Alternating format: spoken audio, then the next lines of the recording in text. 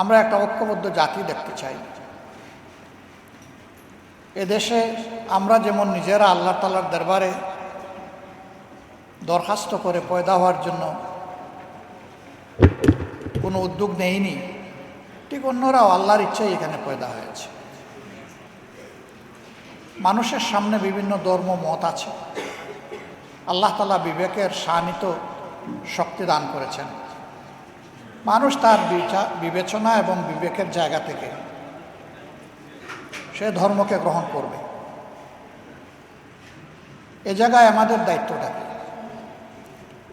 আমাদের দায়িত্ব হচ্ছে আল্লাহ তাআলার দেওয়া শাশ্বত বিধান, সকল নবীদের শেষ নবী, পূর্ণাঙ্গ বিধান এবং খাতিমুন নবিয়্যিন, এর মাধ্যমে দুনিয়াবাসীর জন্য যে আলোকিত বিধান বা সংবিধান পাওয়া গিয়েছে আল কোরআন, এবং এই আল কোরআনকে বাস্তবায়ন করতে গিয়ে নবী করিম সাল্লাল্লাহু আলাইহি ওয়াসাল্লাম তার ফিকির, তার দাওয়া এবং তার কর্ম, এই সবগুলার অনুসরণ করা এবং মানুষকে এগুলার অনুসরণের আহ্বান জানানো। কেন? মানুষ সমাজবদ্ধ জীব। মানুষ একা একই বাঁচতে পারে না, বাঁচা অসম্ভব। এই সমাজে চলতে গেলে পরস্পরের সহযোগিতা লাগবেই। প্রাত্যহিক জীবনে এটা একটি অনিবার্য, অপরিহার্য প্রয়োজন। এটাকে উপেক্ষা করার শক্তি আমাদের কারণে। এবং সেই ক্ষেত্রে আমি যখন নাগরিক সেবা নেব, সেই নাগরিক সেবা যারা দিবেন তাদের বিভিন্ন ধর্ম, বর্ণ, গোত্রের পরিচয় থাকতে পারে, কিন্তু সেবার জায়গাটায় তিনি একজন সেবক, আর গ্রহীতার জায়গায় আমি একজন গ্রহীতা। বাজারে আমরা সওদা করতে গিয়ে প্রথমেই জিজ্ঞেস করি না যে আপনার নাম কি, আপনার ধর্ম কি। প্রথমেই দেখার চেষ্টা করি আমি যে সওদাটা কিনতে এসেছি মানসম্মত সেই সওদা এই দোকানে আছে কিনা। যদি থাকে এবং তার দামটাও যদি আমার কাছে গ্রহণযোগ্য হয়, যথাযথ মনে হয়, তাহলে আমি এটা দেখেই কিন্তু আমি আমার সওদা কিনব। বিশেষ করে আমরা যারা সাধারণ শিক্ষায় শিক্ষিত, আমরা যখন প্রাইমারি স্কুল থেকে মেডিকেল কলেজ বা বিশ্ববিদ্যালয় পর্যন্ত যারা লেখাপড়া করেছি বা করেছেন, তারা তো একই বেঞ্চে বসে বিভিন্ন ধর্মে বর্ণের মানুষেরা, আমাদের সহপাঠীরা একই শিক্ষকের শিক্ষা আমরা গ্রহণ করেছি। সেই ক্ষেত্রে কেউ কাউকে তাড়িয়ে দেয়নি যে তুমি অমুক, এখানে বসার অধিকার তোমার নাই, তুমি মাইনরিটি, তুমি কেন এখানে। এটা কেউ বলেনি। এটা বলা হচ্ছে হীনমন্যতা। এটা তার অধিকার, সে এটা পাবে। আমার যেমন অধিকার তারও তেমন অধিকার। এই ধরনের একটা কেয়ারিং সোসাইটি বা একটা দরদি সমাজ, এই সমাজটাই রাসূল করিম সাল্লাল্লাহু আলাইহি ওয়াসাল্লামের নেতৃত্বে মদিনায় কায়েম হয়েছিল। মদিনার ইহুদিদের ব্যাপারে শাস্তিমূলক কিছু পদক্ষেপ নেওয়া হয়েছিল। এটি এ কারণে নয় যে তারা একটা নির্দিষ্ট ধর্মের অনুসারী এবং তারা ইসলাম কবুল করেন, এটার জন্য নয়, বরঞ্চ এটা ভিন্ন কারণে। এই কারণ যে দেশে যার দ্বারাই ঘটবে সে কোন ধর্মের এটা কেউ দেখবে না, তার উপর অনিবার্যভাবে শাস্তি নেমে আসবে সমাজকে সঠিক জায়গায় রাখার জন্য। সে কাজটাই ওখানে হয়েছে। অন্যথায় সেই নববী সমাজ থেকে সকলেই ইনসাফ পেয়েছে, তার অধিকার পেয়েছে, কাজের সুযোগ পেয়েছে, সব কিছুই পেয়েছে। ইসলামের এই অনিবার্যতা এবং প্রয়োজন শেষ হয়ে যায়নি এবং এটা শেষ হবে না যতদিন কিয়ামত না হবে, যেহেতু এটা আল্লাহ তাআলার পক্ষ থেকে সর্বশেষ বিধান। মহান স্রষ্টা, যিনি শুধু মানুষ জাতিকে পয়দা করেননি, দৃশ্য অদৃশ্য আমাদের সামনে যত সৃষ্টি আছে এই সব কিছুর স্রষ্টা হচ্ছেন তিনি। তিনিই সব কিছুর খালেক, বাকি সব মাখলুক। এই বিধানটা তার পক্ষ থেকে এসেছে। তিনি যেহেতু সমস্ত সৃষ্টিকে সৃষ্টি করেছেন, সেই কারণে তার সৃষ্টিকে তার চাইতে বেশি ভালোবাসতে পারে এই দাবি কেউ করতে পারবে না। আর কোরআন আমি যতটুকু বুঝেছি এটা শুধু মুসলমানদের জন্য তো নয়, মানব জাতির জন্য নির্বিশেষে। এবং আমি দেখি যে না, এটা সৃষ্টির জন্য। অপরাপর সৃষ্টির জন্য। কারণ কোরআনের মূলনীতির মধ্যে বলে দেওয়া হয়েছে কোন সৃষ্টির সাথে কি আচরণ করতে হবে। কোরআনের এই বয়ানে দুইটা হকের কথা এসেছে। হকুল্লাহ, আল্লাহ তাআলা যিনি আমাদের স্রষ্টা, তার কি অধিকার তার সৃষ্টির উপরে। আরেকটা হচ্ছে হকুল ইবাদ। এখানে বলা হয়নি হকুল ইনসান, হকুল ইবাদ। সমস্ত সৃষ্টি ইচ্ছায় হোক অনিচ্ছায় হোক আল্লাহ তাআলার ইবাদত করে, গোলামি করে, তার সেট করা নিয়ম মেনে চলে। এই দুনিয়ার ইতিহাস হাজারো বৎসরের, কিন্তু কোথাও কেউ দাবি করে না যে আগে সূর্য উঠত পূর্ব দিকে, এখন উঠে উত্তর দিকে, এটা কেউ দাবি করে না। সূর্য তার অবস্থান পরিবর্তন করতে পারবে না, কারণ এটি আল্লাহ তাআলা তাকে সেট করে দিয়েছেন যে যতদিন দুনিয়া থাকবে ততদিন তাকে ওই দিকেই উঠতে হবে এবং ওই দিকে পড়তে হবে। তবে শেষ দিনটায় তার উত্থানটা হবে ভিন্ন দিক থেকে, উল্টা দিক থেকে। সেইটা ওই দিন শেষ হয়ে দিন, সেই দিন হবে ভয়াবহ দিন। আল্লাহ তাআলা সেই ভয়াবহ দিনকে উপলব্ধি করে মানব জাতিকে সঠিক পথে চলার তৌফিক দান করে। এরকম সব কয়টি সৃষ্টি আল্লাহর সিদ্ধান্ত মানতে গোলামি করতে বাধ্য। এমনকি মানবের দৈহিক সত্তা, সে ইচ্ছা করুক অথবা না করুক, আল্লাহর গোলামিতে লিপ্ত আছে। যারা আল্লাহর উপর ঈমান আনেন না বলেই বলেন, তারাও লিপ্ত। কিভাবে? আমাদের এই মুখমণ্ডলটাই যদি আমরা সামনে আনি, কপালের নিচে দুটো চোখ আছে, চোখের কাজ হচ্ছে দেখা, দর্শন। নাক আছে, তার কাজ হলো ঘ্রাণ নেওয়া, শ্বাস নেওয়া, ফেলা। মুখ আছে, তাই দিয়ে কথা বলা, খাওয়া দাওয়া করা, পান করা। আল্লাহ তাআলা যে কাজের জন্য যে অর্গানকে সেট করেছেন, কানের কাজ হচ্ছে সে শুনবে। চোখ বলতে পারবে না যে বহুদিন ধরে দেখে আসলাম, কান ভাই তুমি এখন একটু দায়িত্ব নেও, একটু দেখার দায়িত্বটা তুমি পালন করো। এটা কি হবে? ইম্পসিবল। আল্লাহ যে কাজের জন্য যে অঙ্গকে তৈরি করেছেন, সেই অঙ্গ সেই কাজই করে চলছে। এটি আল্লাহর গোলামি, ওই অঙ্গের। কিন্তু মানব সত্তার রুহানি গোলামি, তার আত্মার গোলামি, তার চিন্তার গোলামি, তার সিদ্ধান্তের গোলামিটাই আল্লাহ তাআলা প্রকৃতভাবে চান। যারা গোলামি মানে হচ্ছে আনুগত্য স্বীকার করা, যারা আল্লাহ তাআলার পরিপূর্ণ আনুগত্য স্বীকার করে, আল্লাহ তাআলার পক্ষ থেকে তাদের জন্য আমান, নিরাপত্তা দেওয়া হয়, তারা শান্তি পায়, তারা সম্মানের সাথে থাকে, তারা দুনিয়ার কোনো আল্লাহ ছাড়া অন্য কারো কাছে মাথা কখনো নত করে না। তাদের সম্মানের মাথা এক জায়গায় নত হয়, সেটি আল্লাহ রাব্বুল আলামিন। তাদের দিকে যদি তাকাই, আমরা দেখব যে সবাই মাথা নোয়ানো অবস্থায় আছে। কেউ রুকুর হালতে, কেউ সিজদার হালতে, কেউ বুকের উপর ভর দিয়ে চলে, আবার কেউ কোমর বাঁকিয়ে রুকুর হালতে চলে। এমনকি গাছপালা, তার মাথাও দেখবেন, ডালগুলোও দেখবেন নিচের দিকে ঝুঁকে যায়। একমাত্র সৃষ্টি পা থেকে মাথা স্ট্রেট লাইন আপওয়ার্ড, মাথা সোজা করে আছে, শুইলেও সোজা থাকে বডির সাথে। আল্লাহ তাআলা এইভাবে সকল সৃষ্টির কাছে সে যাতে উন্নতম মসির থাকতে পারে সেরকম করেই পয়দা করেছেন। কিন্তু শর্ত একটা দিয়েছেন যে ওই মাথা শুধু আমার কাছে নইতে হবে, আল্লাহ তাআলার কাছে নইতে হবে। এই মাথা নোয়ানোর মানে হচ্ছে আল্লাহ তাআলার দরবারে বিনয়ী হওয়া, তার আনুগত্য প্রাণ ভরে মেনে নেওয়া। আল্লাহ তাআলা বিনয়কে বড় পছন্দ করেন। এটি শুধু আল্লাহ তাআলার গোলামের ক্ষেত্রে নয়, মানুষের সাথে আচরণের ক্ষেত্রেও বিনয় হচ্ছে প্রকৃত মুমিনের আত্মার ভূষণ। যে মানুষ যত বিনয়ী হয়, আল্লাহ তাআলা মানুষের মনে তার প্রতি তত বেশি ভালোবাসা পয়দা করে দেন। কিন্তু যে মানুষ বিনয়ী হতে পারে না, সে মানুষের সামনে এসে অন্যরা যতই তাকে সম্মান প্রদর্শন করুক, আড়ালে আবদালে তাকে সম্মান করে না। বলে যে এই লোকটা অহংকারী, দাম্ভিক, উদ্ধত। বিনয়ী মানুষের ক্ষেত্রে মানুষ এই ধারণা নেয় না। মানুষ বলে ইনি মাটির মানুষ। মাটির মানুষ মানে কি?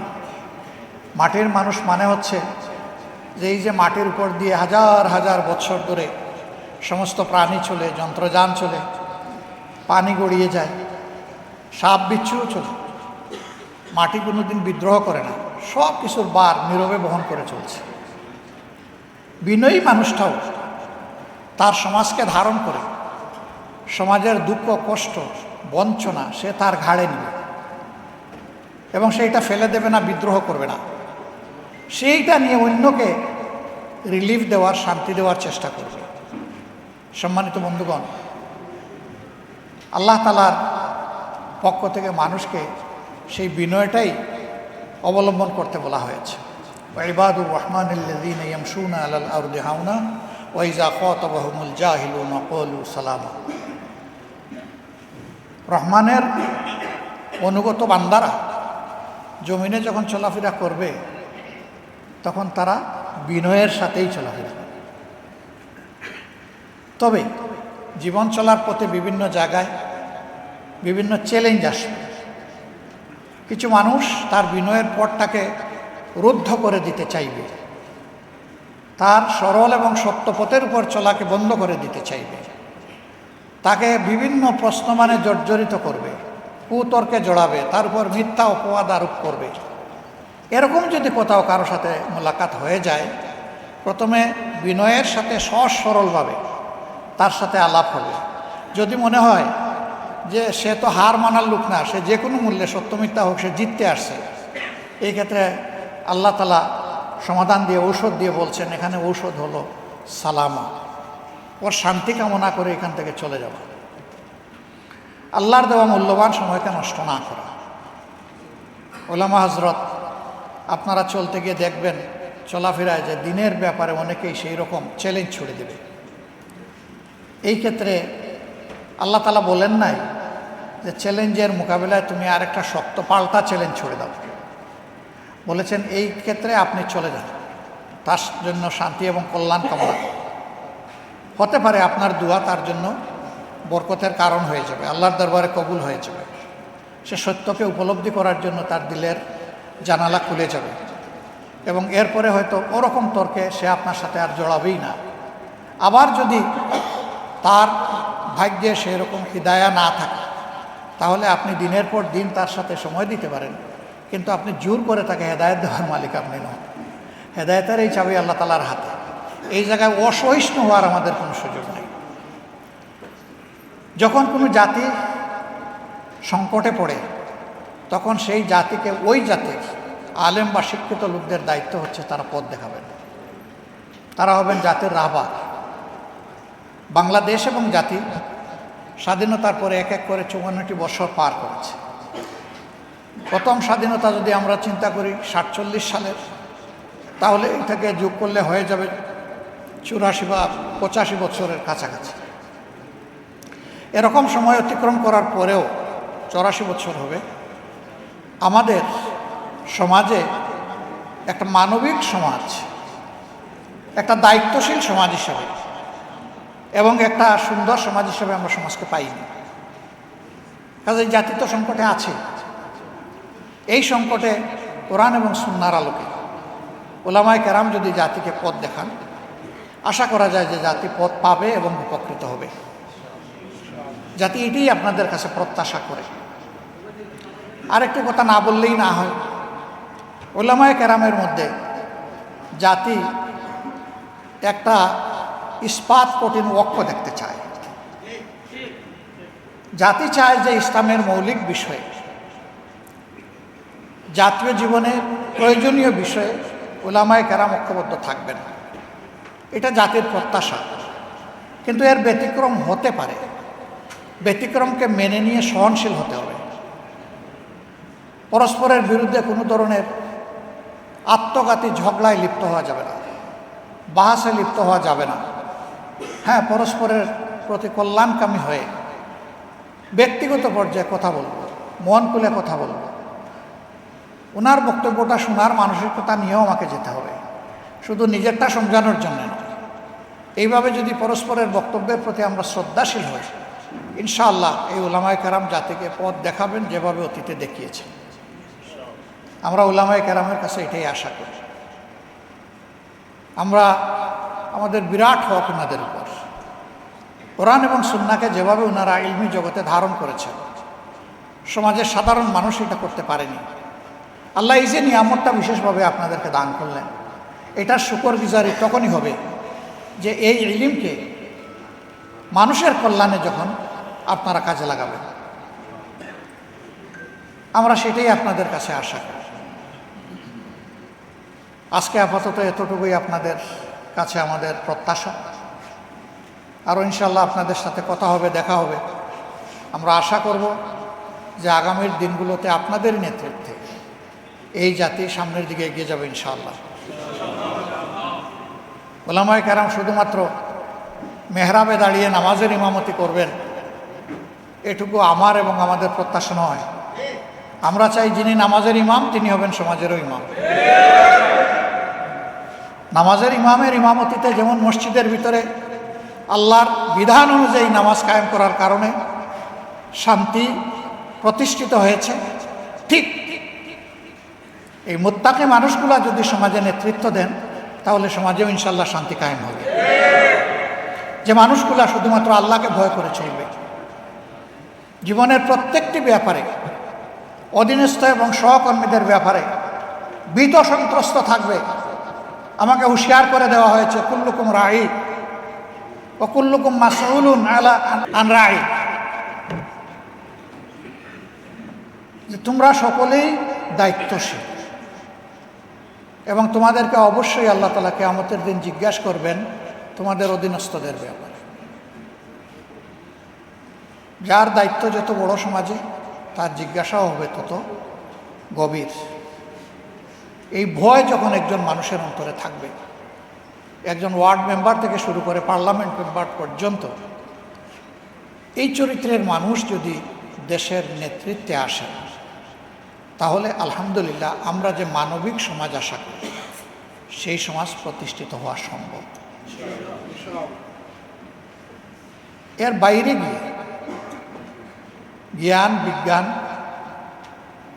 দুনিয়াবী যোগ্যতায় পারদর্শী দক্ষ লোকেরা সমাজ পরিচালনা করলে এবং তাদের অন্তরে সেই জবাবদিহির ভয় না থাকলে কি হয় তা তো আমরা দেখছি, নতুন করে তো দেখার কিছু নেই। আমার বলতে কোনো দ্বিধা নেই, শিক্ষিত সমাজের সকলে নয়, কিন্তু শিক্ষিত সমাজের একটা অংশের মানুষ যে ক্ষতি জাতির করে, সারা সাধারণ দেশবাসী কোটি কোটি মিলেও সেই ক্ষতি জাতির করতে পারে না, এই যোগ্যতা তাদের নাই। কলমের কুচায় একজন মানুষের জাতির কিসমত যেভাবে ধসে পড়ে, 1 কোটি মানুষ একত্রিত হয়েও সেই ক্ষতিটা করতে পারবে না। এই ক্ষেত্রেও উলামায়ে কেরামের বিশেষ দায়িত্ব রয়েছে জাতিকে জাগ্রত করা, সতর্ক করা। আপনারা সেই খেদমত আঞ্জাম দিবেন আমরা আপনাদের কাছে আশা করি। কোরআনের আলোকে কোরআনের গল্পই মানুষের জন্য যথেষ্ট। এখানে আহসানুল কাসাস আছে, সুন্দর সুন্দর জীবন ঘনিষ্ঠ গল্প আছে। এই গল্পগুলো মানবজাতির জন্য আল্লাহর পক্ষ থেকে নিয়ামত হিসেবে উপহার। যে এইরকমই অতীতে মানুষগুলোর সাথে আল্লাহ তাআলা হয় তার রহমত বর্ষণ করে সাহায্য করেছেন, অথবা তাদের দুর্বৃত্তপনার কারণে আল্লাহ তাআলা তাদেরকে শায়েস্তা করেছেন। এটি যথেষ্ট, এর বাইরে আর কোনো গল্প আমাদের আনার প্রয়োজন নেই। এটি যথেষ্ট। সারা জিন্দেগি এই গল্পগুলো বললেও ওই গল্পের যে হাকিকত এটা আমরা শেষ করতে পারবো না উপলব্ধি করে। এটা একটা কন্টিনিউয়াস প্রসেস। আল্লাহ তাআলা আমাদেরকে তৌফিক দান করুন।